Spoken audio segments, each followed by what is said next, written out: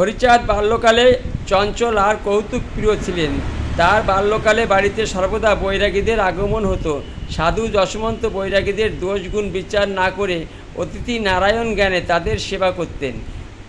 হরিচাঁদ বৈরাগীদের স্নান ভোজনের অবসরে তাদের ঝুলি উজাড় করে ঢেলে ফেলে অন্তরালে থেকে ঝুলির তুচ্ছ দ্রব্যাদির জন্য বৈরাগীদের হাহাকার দেখে কৌতুক অনুভব করেন।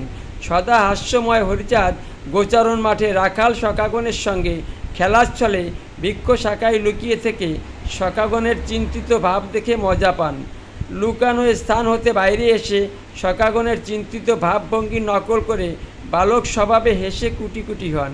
আবার বালক হরিচাঁদ রত্নডাঙ্গা বিলের কূলে দুর্বাসনে বসে প্রকৃতির অপূর্ব শোভা দর্শন করে গভীর চিন্তামগ্নভাবে উদাস দৃষ্টিপাতে চুপ করে বসে থাকেন।